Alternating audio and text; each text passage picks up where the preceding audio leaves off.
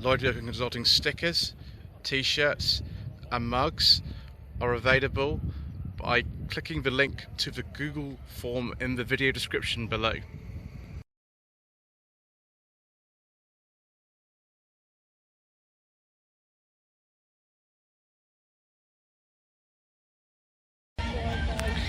Good afternoon. Today is the 12th of June and this is a slightly shambolic shuffle around the 2022 Bromley Pageant of Motoring. This is part 8. We've done the bigger field, although we've still got a lot to do in this field as well. So I better get on with what I'm doing, otherwise I'm not going to be able to finish everything that's here. This is the Jaguar Enthusiast Club. I do apologise if I get things wrong, if I fall over, if I get interrupted by announcements, if there's background music. But just the way it goes, unfortunately, I can't do much about that. 1994 to 5 Jaguar XJS convertible. It's dark green with a beige leather interior and wood. Oh, it's a manual as well. It just gets better and better. I do like a nice beige leather interior, viewers. And so we've got I think this is a pre-war Jaguar. It could be like a Mark 5 or something they were called immediately post-war, but could be pre-war, I don't know. What does it say there? So it's a pre-war one. Series 3 XJ here, 1985 to 86 registration. Do apologize for wind noise as well, viewers. Ooh. It's got a beige leather interior wood as well, viewers. Oh, that's good. That's a sovereign. Jaguar I-Pace. I thought there was a like sort of 2012 cut-off date for cars in Bromley Pageant. It doesn't look like there actually is. Oh well. Jaguar XKR. This is the second generation one. Not really sure what year that is.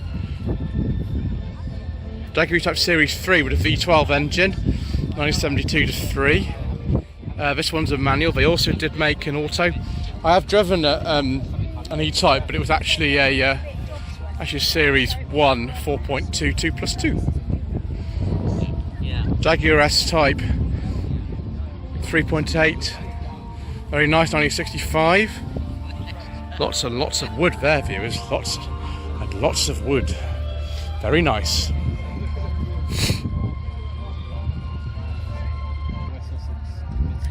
So Jaguar XK150, I think this is. It normally says in the badge, like all these sort of. No, it says, no, it's 140. Yes, the XK150 is a bit later. It tells you it won Le Mans in 1951 and 1953. The later one said even more wins, but this is exquisite. Green leather interior. There's supposed to even be seats. I can't sit in there, surely. But this beautiful dark green paintwork. That's really nice. 1967 Jaguar Mark II 3.4 litre with the white wall tyres. Another one of these second generation XKs. Ooh.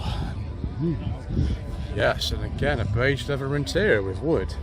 I do like a nice beige leather interior, viewers, and we're about to have another one as well. Yeah, that's not a 2003 car, that's a personal plate. Yes, an S-Type, and yes, a beige leather interior with wood. Very much appreciated, very nice.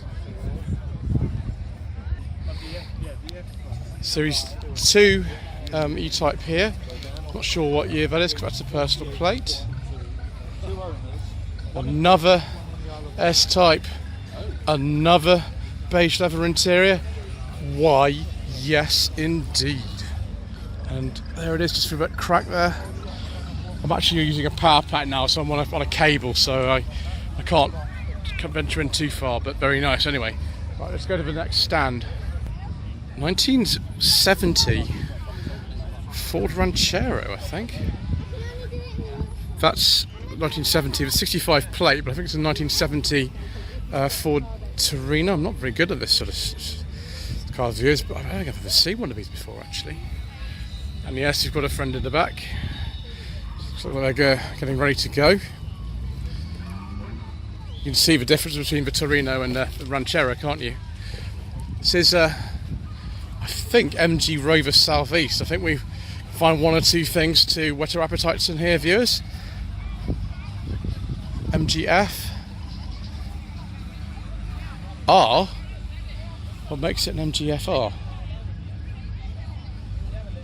Harper's Hunt. Oh, I see. It's a replica of the Avengers Dead Man's Treasure Hunt that I attend every year. Oh, this is unusual. They never sold actually this officially. This is a MGZS, but it's had the K-Series turbo engine from an MGZT put in it. They were going to sell this, but they never actually did. That's interesting. Yes, 2003 to 4, so immediately it's a pre-facelift car. The engines in these were really mainly the ZS 120 K-Series 1.8, and then the KV6 ZS 180. That one we're going to have to maybe skip this one. Another ZS. This is a facelifted one, and this is a ZS 180 with the V6 in it. Same engine that's in mine, with a 2.5 litre. And the plate's wrong, by the way. Not wrong, it's a personal plate. 2004 to 5 that car was marketed. Another one of these, I think. Yeah, we'll just skip that one because I don't quite all the engine in it. Ooh, just check in here. Yeah, we're going to have to go on that one as well. Have a look at these row of 200 BRMs. There are absolutely loads of them. I'm sure many of these would have been at Pride of Longbridge earlier this year. Now, 200 BRM, I think, was marked between, let me get this right, I think it was late 98 to 2000, something like that. Mainly on 1999 plates. Excuse me. So, red leather interior, unique paint job. The wheels on them look like Cosmos wheels off some later interior. These have been changed. And yeah, we'll just have a look at the interior. So, VVC version of the K-Series 1.8, 143 horsepower. And we've still got a little lighter ignition barrel. They deleted in Project Drive, which is very annoying because my car doesn't have it because it's a Project Drive 45 V6.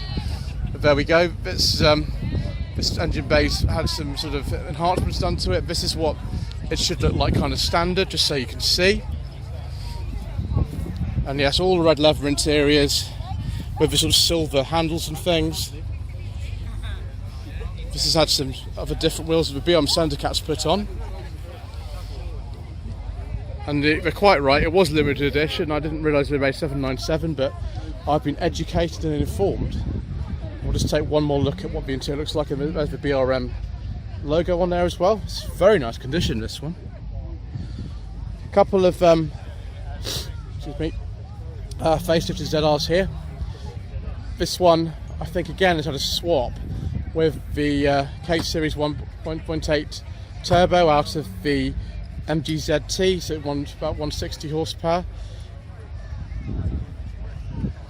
And this one, again, is the same thing, but the exhaust comes up there. Wow, that is not going to be the quietest car in the world. Let's have a look at some Fords before they all vanish. Ooh, Mark 1 Focus RS, very nice. From the Owners Club. Made right sort of towards the end of Mark 1 Focus production, so like 2003 to 4, I think it was. Escort RS Cosworth. I do like these views. I'm sure many of you do as well. So the later one, it's got the airbag. Can't remember how that's differentiated from the Civic. Number looks about right, 94, 95 on a plate. Mark 3 Focus RS. Mark 2 Focus RS. See, there's 3 Mark 2 Focus RS's here, and they're all in the same colour. Isn't that crazy? I wonder if they'd even buy Mantune or something. And an XR2i, I think this is. Could be an RS Turbo though. I must get my facts right one day, viewers. Maybe never. I'll never get everything right, will I? RS 1800, there we go. It's not an XR2i. Oh dear. Never mind. Move swiftly on. Mark II Volkswagen Scirocco as GT2 specification. This is like right at the end of production of these. I think it was 92 that they finished, so I think this is a 91 actually. It could be a 90, but it's probably a 90, 91. But yeah, I haven't seen too many of these today. 2010 to 11 Jaguar XF. I hope this is a petrol one. No, it's not. It's not good then. Can't talk about that. Ooh, very interesting Mark IV Escort Cabrio though. It's probably an RS turbo engine, isn't it? So that will be rather fast, I should think. Mark I Ford Escort RS 2000. 1973 to 4 registration. AC Cobra replica. Date of the chassis 1980 to 81, but I don't know what that relates to really. 1973 to 4 Escort Mark I RS 2000, another one.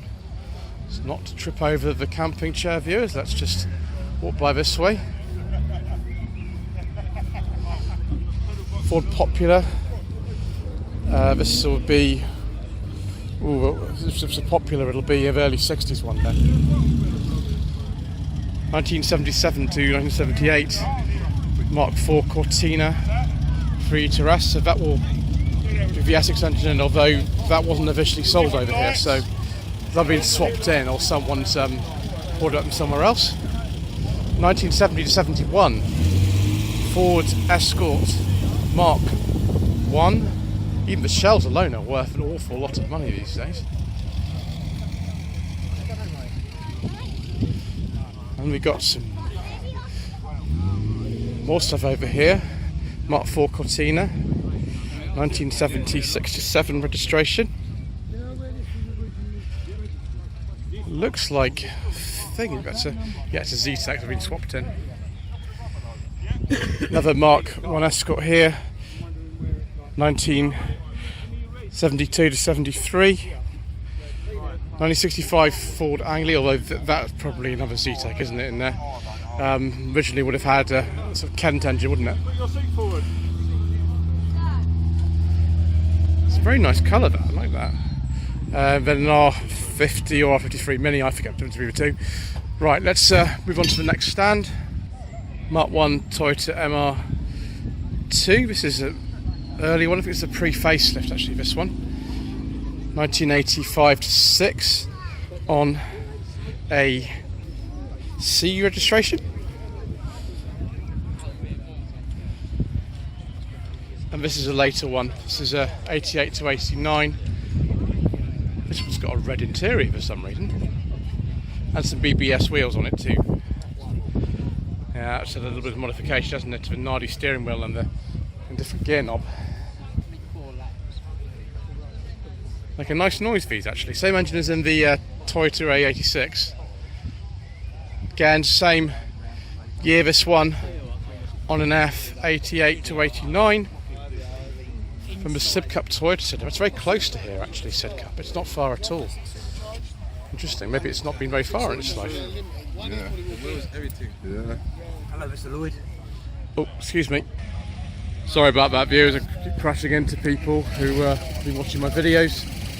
So yes, 87 to 88 to 89. This one's interesting. This supercharged one. I don't think I've seen one of these before. Slightly earlier, sort of 86, 87. The wheels I recognise from the time that we did one of these on what is it? We're Dealers. Yeah, that's it. So you can tell how long I've been filming for, can't you? Wow, it's got cruise control and automatic gearbox, and it's Japanese domestic market one, isn't it? Twin cam 16G. There's also a twin cam, but not a 16G. This one here. This is probably a personal plate though. My gosh, you put the... Wow. People really know their stuff here, don't they? Far more than me. A couple of Austin 7s just over that, just because I don't get to film them later. Yeah, I've got to keep going, I'm afraid, viewers. Otherwise I'll never get round the rest of the show. Right, Triumph Stag. More stags. Stags. 1976 to 7 Triumph Stag. No, sorry, 1975 to 6. I do apologise. This one's 1976 to 7 in this sort of lovely period yellow colour. That one's a manual. I think that's the original Triumph 3 litre V8 in it. Some of them had the Rover 3.5 conversion, but it's less common to do that now, I think, than it used to be back in the old days. Let's not trip over that, viewers. Let's just keep upright. 1975 to 6. 1973 to 1974.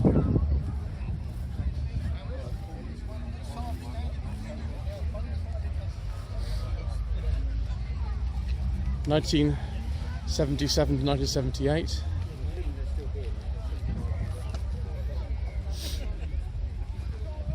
It's a very late one actually, because they finished production of these in 77. Oh, that's a perfect colour combination, viewers. Very good. 1974 to 1975. And it's got a beige interior. I don't think they ever did leather in a Stag, but there we go. Ooh, it's got a interesting steering wheel in it, with a coach stripe and everything.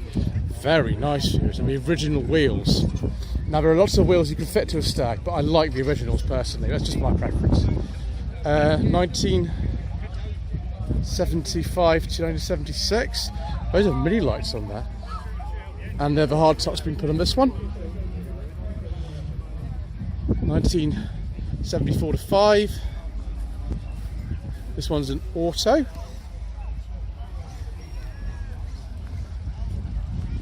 I'm always surprised at the survival rate of a Stag. There's far more of them around than you'd think there were for a car of this age. 1973 to 4.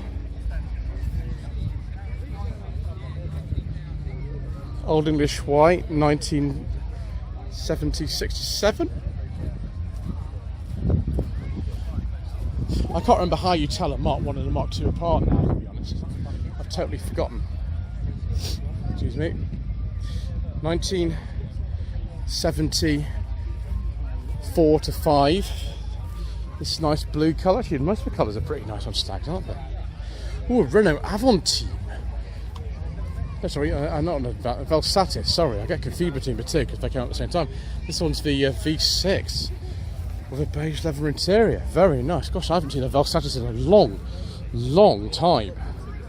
Wow, and those Renault press plates that came out in 2002, and the press cards would have been on Portsmouth plates, and those are Portsmouth plates. What a treat, viewers, what a treat. Right. Ooh, another treat here. This is I think this is an Alpine. I think this is an A310. I'm not sure we ever sold these over here, viewers, but they certainly sold them elsewhere. 1980 to 81 registration. I think these use the PRV engine to be a V6. Yes, there we go, like in the DeLorean. Here's this Renault Rodeo, which just keeps cropping up in every single sort of video I seem to make. It was everywhere. It seems to go follow me around. But here it is. Amazing. 84, 85 registration. Renault 4. You see this as well. That seems to follow me around too. 69. Renault 5 Gordini. Isn't that a special car? Brilliant.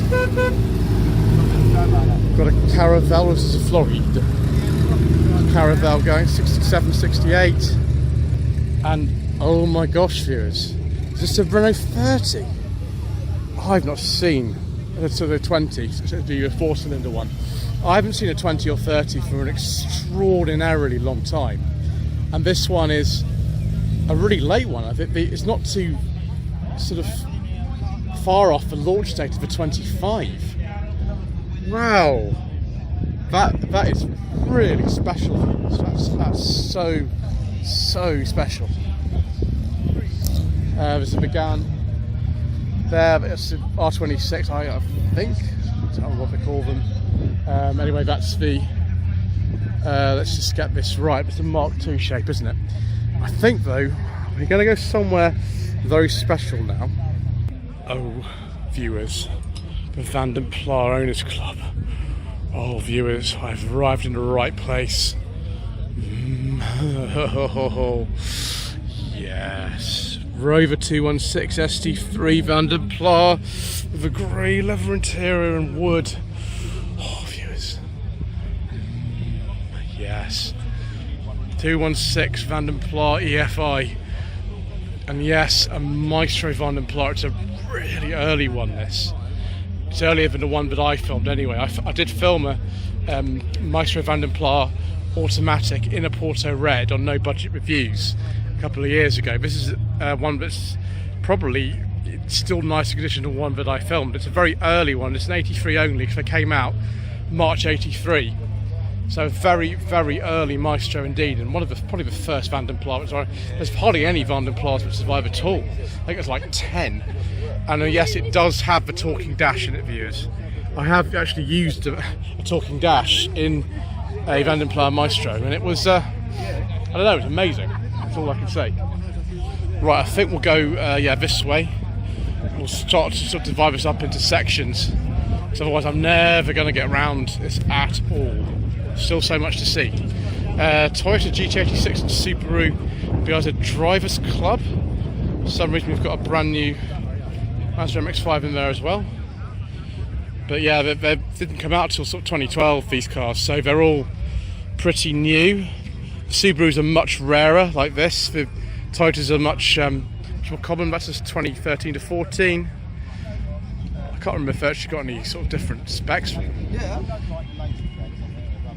GT86 of Cosworth. Interesting. Very interesting. Excuse me. So they've got a new version of it that's come out. The problem is though that I don't think they're selling it over here. Mark IV Supras. That one's had a lot of work done to it. 1993 to full registration. Don't know what year this one is. Is this one by any chance is manual or is an auto? That's an auto. There are quite a few of the autos and a big wing on it too.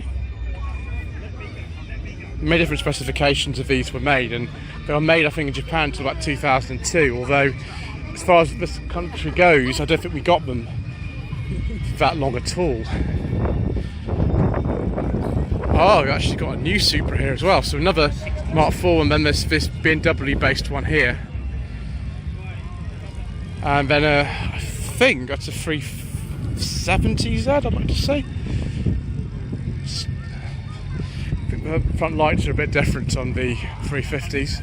Could be wrong though, it's not really my special area, that kind of thing. Right, we better go and have a look over here before absolutely everything kind of leaves. Looks like there's some kind of display going on there. We'll have to have a look at that in a second. Escort. Wonder what is lurking under the bonnet of this Escort State.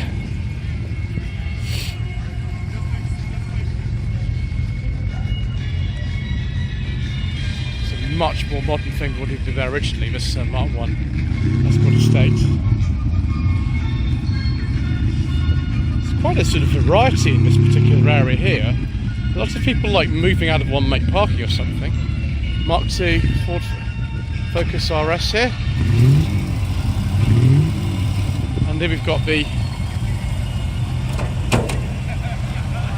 Rover P5 with some rather nutty wheels on it. I think this would have had something entirely different back in the day. Still very much definitively the Experience V8 though. Hillman Super Mix convertible. Not entirely sure what year this is. It's quite an early one, I think.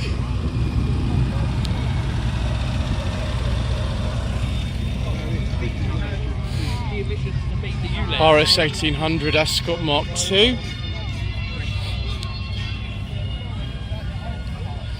And sort of full rally spec with some fishnet headrests.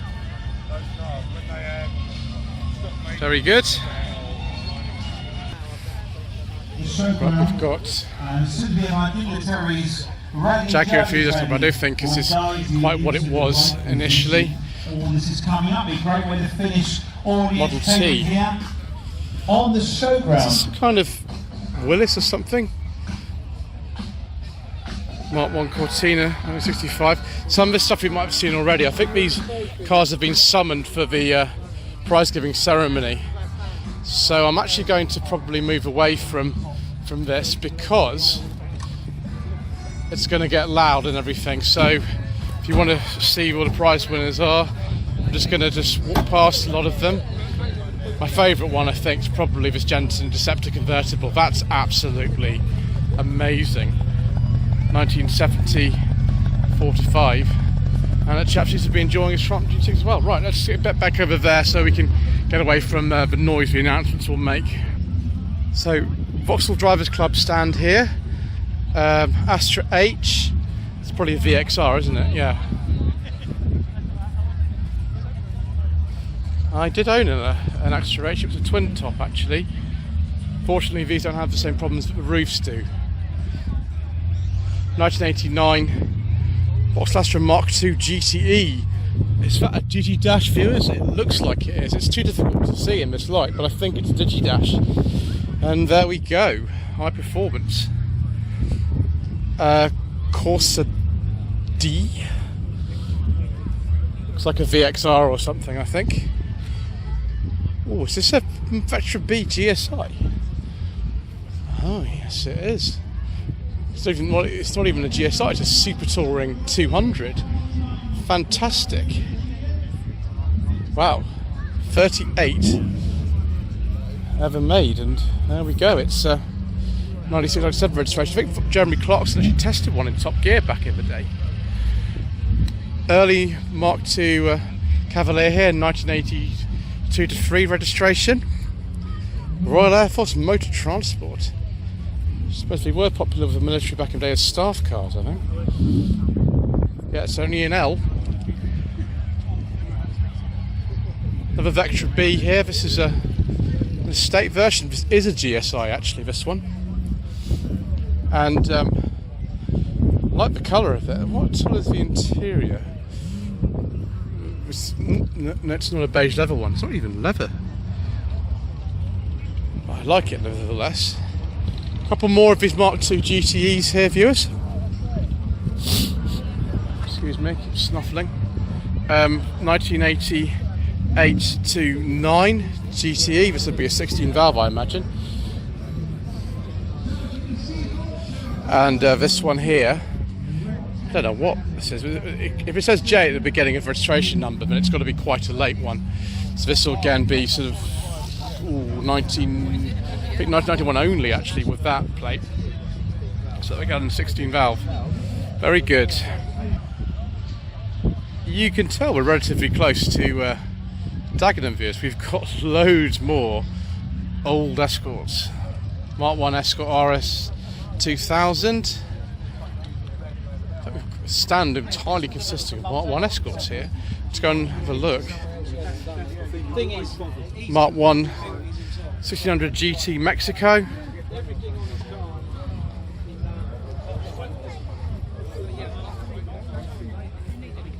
Another Mark 1 RS 2000. This is a really late one, actually, because they finished production in 1975, so that's a 74-75 registration.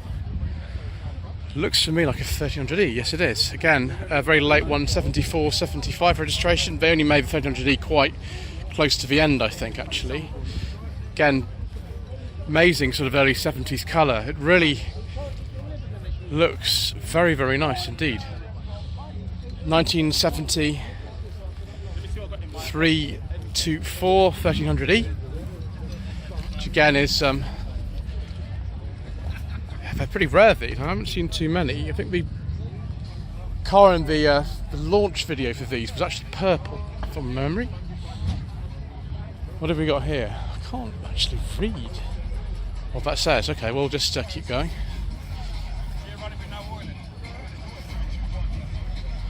Mark 5 Golf GTI. Corsa C SXI. It's almost identical to the one my housemate used to own, actually, this. His was a 1.2. This is a 1.4 actually. Mark 1 Toyota RAV4. I've not seen one of these in a while. It's an N, so 95, 96, so quite an early one. 2003 Honda S2000. FN2 Honda Civic, I think it's a Type R. Still South London. Can't read. Modified, okay. That makes sense, doesn't it? Okay, so we'll have a look around here. We'll finish this part in a moment, viewers. Yeah, we can't talk about that one. Mark 6 Fiesta. Astra G Cabriolet with some relatively crazy wheels on it. That's interesting. And we'll just have a look at these before we finish. This is a Mark II Ford Escort Estate, but we've just seen an Escort Mark I in this part, and you can see the rear bodywork is exactly the same. Doors and everything the same. It's just the front end that was changed for the Mark II. This is actually a very late Mark II as well. It's a 1979 to 80. Because the Mark I and Mark II Escorts were virtually the same underneath, so you could, if you wanted to, I suppose, you could put, you know, the front end of a Mark II onto the back of a Mark I or something. And yes, this is very nice Mercedes SL. This is the R129 version. It's a relatively early one actually. It's got the pre-facelift indicators and things on it. It's a 300 SL, very nice. Right, viewers, thank you ever so much indeed once again for watching. Please don't forget to subscribe to the channel, like this video and leave a comment below. We're going to go now to part 9, and we'll see how much more of a show we can get around before it actually closes.